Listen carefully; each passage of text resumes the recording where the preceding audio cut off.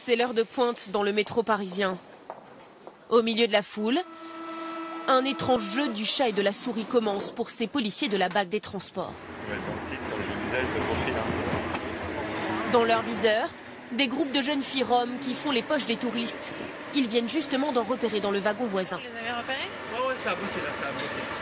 Ça veut dire quoi, ça a bossé? Ça a travaillé, ça a ouvert. Voilà, soit c'est une tentative. Sans flagrant délit, ils ne peuvent pas les arrêter. Alors, cachés au fond de la rame, ils attendent qu'elle passe à l'action.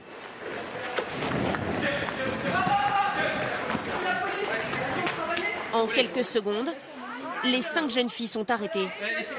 Tu me sors. Sors ce que t'as fait. Et l'argent volé est récupéré.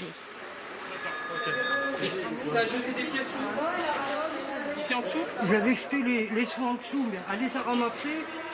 La victime, c'est ce touriste australien qui allait visiter la tour Eiffel avec sa famille. Ça a poussé à coller. Elles te poussent avec leur sac. J'étais contre la porte et j'ai senti qu'elles me poussaient. Et c'est là qu'elles ont pris mon portefeuille. Une technique qui leur rapporte quelques centaines d'euros par jour et que connaissent par cœur ces policiers. C'est la technique habituelle. Quand ça monte en rame, 2-3 qui ralentissent la progression des victimes. Une qui se met derrière, qui fouille la poche, qui prend le portefeuille et qui cache le portefeuille. C'est toujours les mêmes noms? Non, parce que des fois ça change les prénoms. Là c'est Olofka, j'avais entendu parler.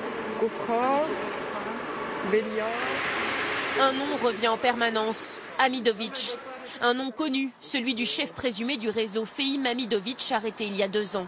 Il est actuellement en procès. Bercy, ça va être la tête, Thierry. Autre constante, leur âge. Elles prétendent toujours avoir moins de 13 ans. Elles savent sans doute que ça leur évite toute poursuite pénale. Quand on les interroge, elles sont mineures, elles habitent en caravane. Direction maintenant le commissariat où va débuter la garde à vue. Mais face à ces dizaines d'interpellations par mois, la justice est souvent débordée. Les filles sont relâchées au bout de quelques heures et recommencent à voler dans la foulée. Car depuis l'arrestation du chef de gang présumé, d'autres auraient pris la relève, tout aussi exigeants.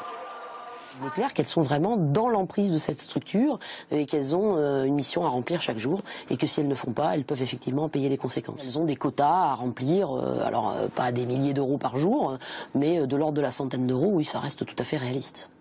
La traque aux petites voleuses est devenue une routine pour ces policiers. Les mêmes courses-poursuites, les mêmes gardes à vue, les mêmes rapports à écrire, alors parfois pointe un peu de lassitude. Il y en a certaines que je connais depuis presque 10 ans, elles ont toujours le même âge. 13 ans, ça fait 10 ans qu'elle me dit qu'elle a 13 ans.